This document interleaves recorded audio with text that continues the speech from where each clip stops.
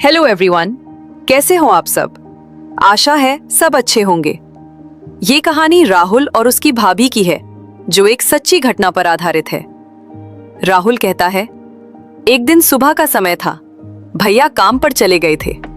भाभी ने मुझे नाश्ता दिया और कहा, मैं नहाकर आती हूँ, तब तक तुम नाश्ता कर लो। मैंने नाश्ता कर लिया और फिर टीवी देखने बैठ गया। तभी भाभी ने मुझे आवाज दी, राहुल मेरे कपड़े दे दो, टेबल पर रखे हैं। मैंने भाभी की ड्रेस उठाई। तभी उन्होंने फिर कहा, वहां मेरे अंदर के कपड़े भी हैं। ये सुनकर मैं थोड़ा असमंजस में पड़ गया, लेकिन भाभी को कपड़े देते समय मैं बहुत सावधान था, क्योंकि भाभी का सम्मान करना भी जरूरी था। फिर भी मैं थोड़ा ख्यालों में खो गया। मैं भाभी को देखने लगा, मानो वो मेरे सामने खड़ी हो। भाभी ने फिर आवाज दी। मैं बाथरूम की ओर दौड़ कर गया और कपड़े दे दिए। भाभी ने दरवाजा बंद कर लिया। मैं वहीं रुक गया। मैं दरवाजे की दरार से अंदर देखने लगा। घर में सिर्फ हम दोनों ही थे, कोई और नहीं। भाभी नहा चुकी थी और कपड़े बदल रही थी। मैं सिर्फ उनका पिछला हिस्सा ही देख पा रहा था। कुछ देर बाद वो बाहर आईं और बोली, राहुल तुम भी नहा लो। मैं तुरंत वहां से निकला और नहाने चला गया। उधर भाभी के अंदर वाले कपड़े लटके हुए थे।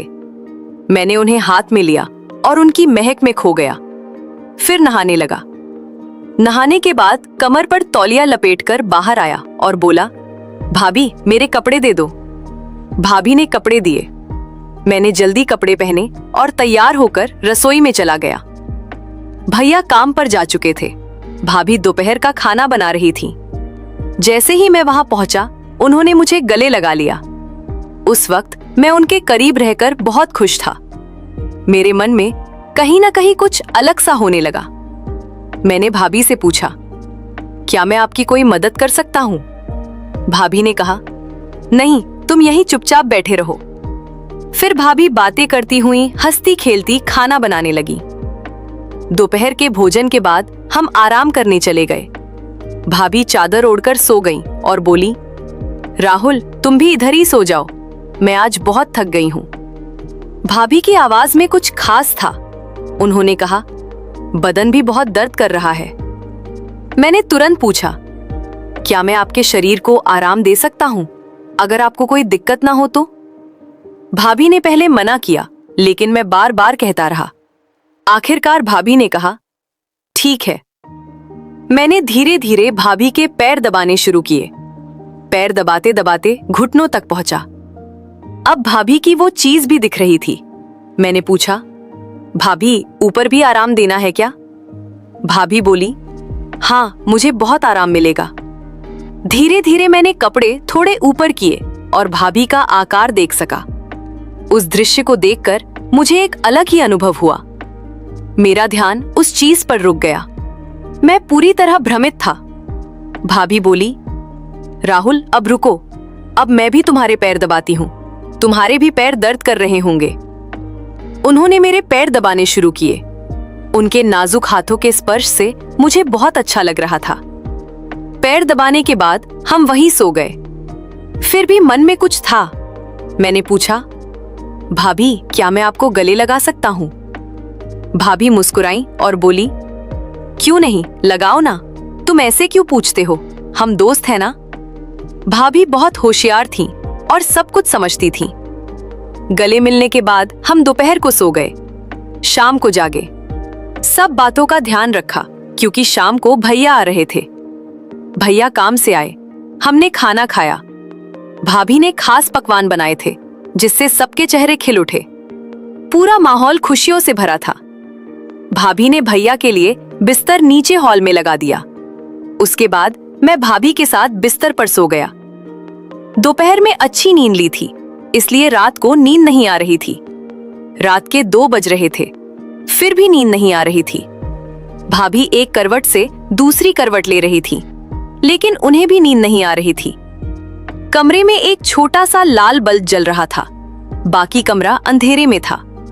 उस शांत वातावरण में हमारे मन में विचारों की लहरें दौड़ रही थीं। एक दूसरे के साथ होने के कारण उस पल का रहस्य दिमाग में घूम रहा था। मैं और भाभी अंधेरे में जाग रहे थे। भाभी ने कहा, शांत रहो राहुल, शोर मत करो, सुबह के 4 बज रहे हैं। फिर वो सो गईं। सुबह हम देर से उठे। भैया जगाने आए और बोले, जल्दी उठो, मैं काम पर जा रहा हूं। हम उनकी आवाज सुनकर जाग गए। कुछ ही देर में नहाकर तरोताजा हो गए। भाभी ने मेरे लिए खास व्यंजन बनाए थे। मेरे पसंदीदा खाने की महक से रसोई में खास माहौल बन गया। भाभी मुस्कुराकर बोली, चलो अब नाश्ता कर लेते हैं। उन्होंने मुझे चाय और नाश्ता दिया। फिर ये एक रहस्य है, अगर किसी को पता चल गया तो बड़ी बदनामी हो सकती है। मैंने आश्चर्य से पूछा, क्या ऐसा हो सकता है?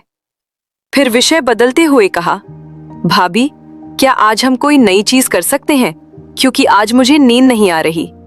वो मुस्कुराई और बोली, कोई बात नहीं, चलो ऐसे ही लेटे रहते हैं। फिर हम गले मिले। मैंने उन्हें पकड़ लिया और कहा, भाभी, आप भी मुझे गले लगा लो।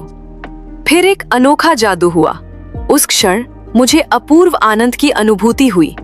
हमारे हाथ एक दूसरे के चारों ओर घूम रहे थे। बीच में उन मधुर क्षणों में हमें बहुत विशेष महसूस हुआ। मेरा साथी सख्त हो रहा था। मुझे बाथरूम जाना था। मैंने कहा, भाभी, मुझे बाथरूम जाना है। भाभी बोली, चलो, मुझे भी जाना है। हम दोनों एक साथ बाथरूम गए। मैंने मन में ठान लिया कि भाभी को अपने साथी के दर्शन कराऊंगा। भाभी बाथरूम से बाहर आई। फिर मैं अंदर गया और बोला, भाभी, मेरी जगह पर थोड़ा दर्द हो रहा है। उन्होंने कहा, क्या हुआ? मैंने कहा, जगह बहुत तंग है। वो बोली, ठीक है, दिखा। मैंने तुरंत चेन खोल दी और अपने साथी को दिखाया। वो बोली, कहाँ दर्द है? मैंने कहा, आगे हल्की सी जलन होती है। उन्होंने कहा, अरे, तुमने मिर्च खाई थी क्या? फिर वो तेल लेकर आई और बोली, इसे लगाओ। मैंने कहा, आप लगाओ, मुझे बहुत जलन हो रही है। वो बोली, ठीक है। उनकी आवाज ने मुझे शांत कर दिया। फिर मैंने कंबल लिया। भाभी ने पूछा, राहुल, तुम्हारा दर्द बंद हो गया? मैंने कहा, हाँ। फिर वो बोली, मुझे वापस से दिखाओ। मैं सीधे बिस्तर पर गया। उसने देखा और खुश हो गई। मेरा साथी भाभी को पूरी तरह साथ दे रहा था। कुछ देर बाद मेरे साथी की तबीयत खराब हुई और उल्टी हुई। भाभी यह देखकर चकित हो गईं। दोस्तों, अगर आपको कहानी पसंद आई तो हमारे चैनल को सब्सक्राइब करें और कमेंट में बताएं कि आपको कहानी कैसी लगी। कमेंट में बताएं। धन्यवाद।